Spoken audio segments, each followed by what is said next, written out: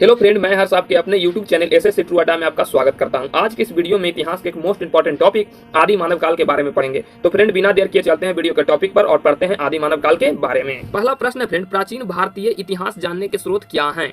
तो दो स्रोत है फ्रेंड, एक तो है लिखित और दूसरा है अलिखित। लिखित इतिहास के स्रोत क्या क्या है? तो लिखित इतिहास के स्रोत है धर्म ग्रंथ के माध्यम से हम लोग पढ़कर जान सकते हैं इतिहास के बारे में कि पीछे समय में क्या हुआ है।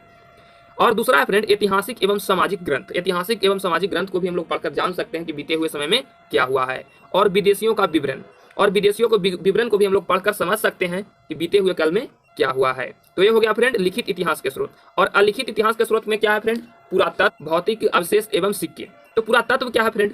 पुरातत्व का अर्थ होता है धरती में दबे इतिहास के पन्नों को उजागर करना, जिसमें भौतिक अवशेषों का अध्ययन किया जाता है, उसे पुरातत्व कहते हैं।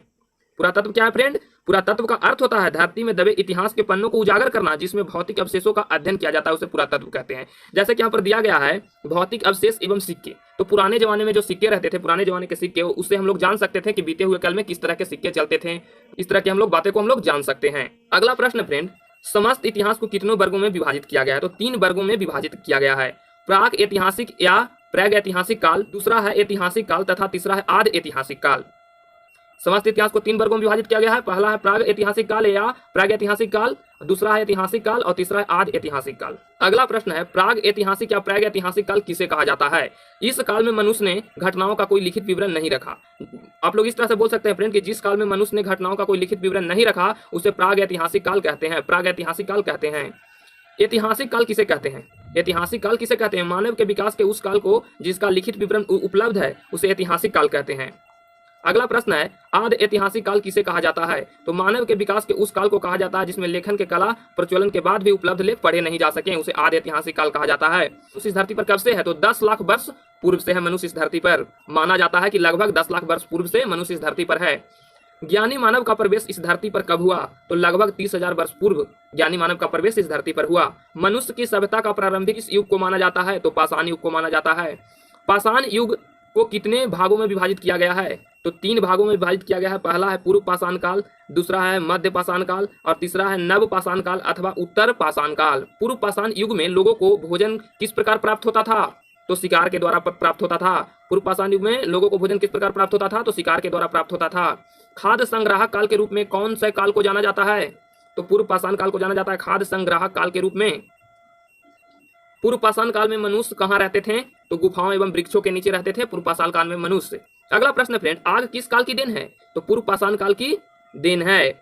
आग किस काल की देन है? तो पूर्व पाषाण काल की देन है। आदि मानव ने सबसे पहले क्या सीखा? तो आदि मानव ने सबसे पहले आग जलाना सीखा। आदि मानव ने सर्वप्रथम किस पशु को पालतू बनाया? तो कुत्ते को पालतू बनाया। आदि मानव की सबसे महत्वपूर्ण खोज क्या थी? तो पहिया थी। महाराष्ट्र के बोरी नामक स्थान पर मिले अवशेष किस काल के थे? तो पूर्व पाषाण काल के थे। अगला प्रश्न है, पूर्व पाषाण काल के अवशेष भारत के किन किन स्थानों में पाए गए हैं? तो सिंगरौली घाटी मिर्जापुर, बेलन घाटी इलाहाबाद और भीमबेटका भोपाल। अगला प्रश्न है, पूर्व पाषाण काल के अवशेष भारत के किन किन स्थानों पर पाए गए हैं? तो सिंगरौली घाटी मिर्जापुर में पाया गया है, बेलन घाटी इलाहाबाद में, भीमबेटका भोपाल में पाए गए हैं। अगला प्रश्न है, पूर्व पाषाण काल में उपयोग में आने वाले उपकरण बर्तन किस चीज के बने होते थे? मध्य पाषाण काल में प्रयुक्त होने वाले बर्तन किस चीज के बने होते थे? मध्य पाषाण काल में प्रयुक्त होने वाले बर्तन को क्या कहा जाता था? तो माइक्रोलीथ। अगला प्रश्न है, मध्य पाषाण काल के बर्तनों के अवशेष भारत के किन स्थानों पर पाए गए?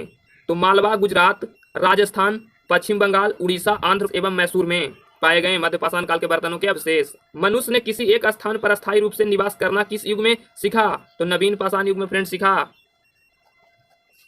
नवीन पाषाण युग में किस प्रकार के औजार उपयोग में आते थे? तो पत्थर की कुल्हाड़ी एवं हसूलियां। वस्त्र बुनने की कला किस युग में शुरू हुई? तो नवीन पाषाण युग में। कृषि का आविष्कार एवं चाक का आविष्कार किस युग में हुआ? तो नवीन पाषाण युग में। भारत के किस भाग में कृषि कार्य का पहला साक्ष्य मिला? तो सिंध और बलूचिस्तान की सीमा पर। फसल काटने के औजार किस काल में बनाए गए? नव पाषाण काल में। ताम्र पाषाण युग किसे कहते हैं? जिस युग में मनुष्य ने छोटे छोटे पत्थरों के औजार के साथ साथ धातु के औजार का उपयोग शुरू कर दिया, उसे ताम्र युग या कांस्य युग कहते हैं, या ताम्र पाषाण युग भी कहते हैं। सर्वप्रथम किस धातु की खोज हुई? तो तांबा धातु की खोज हुई। अगला प्रश्न है, भारत के किस भाग से तांबे या कांसे की कुल्हाड़ी मिली? तो भारत के ब्रह्मगिरी और नवदा टोली से कांसे की या तांबे की कुल्हाड़ी मिली।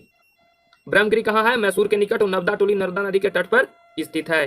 तांबा की खोज के बाद किस धातु की खोज हुई? तो कांसे की खोज हुई। धातु युग में स्त्रियां किस धातु का आभूषण पहनती थी? तो कांसे की पहनती थी। धातु युग में मनुष्य का मुख्य पेशा क्या था? तो खेती। भारत की प्राचीन भाषाएं कौन कौन सी है? पाली, संस्कृत एवं प्राकृत। संसार का प्राचीन इतिहास किन भाषाओं में लिखा गया है? तो शास्त्रीय भाषा में लिखा गया है।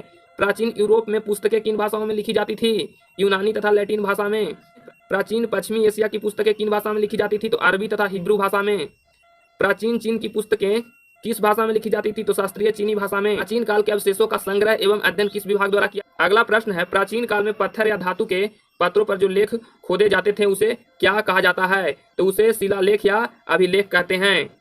अगला प्रश्न है, किसके शासनकाल में शिलाओं तथा स्तंभों पर भारत के सभी राज्यों में लेख खुदवाए गए थे? तो सम्राट अशोक के शासनकाल में। अगला प्रश्न है, शासक खारबेल के शासनकाल का इतिहास जानने का एकमात्र स्रोत क्या है? हाथी गुफा का अभिलेख। हाथी गुफा उड़ीसा में है। भारत पर ईरानियों के अधिकार की पुष्टि ईरान के किस अभिलेख से होती है? तो दरायुस अभिलेख से। अगला प्रश्न है, पश्चिम एशिया के किस अभिलेख से प्राचीन भारत के इतिहास की जानकारी मिलती है? तो बागज कोई अभिलेख से मिलती है। अगर आपको मेरा पढ़ाई पसंद आया हो तो वीडियो को लाइक कीजिए और इसी तरह के नॉलेजेबल वीडियो पाने के लिए आप हमारे चैनल को सब्सक्राइब कीजिए। तब तक के लिए फ्रेंड, बाय बाय।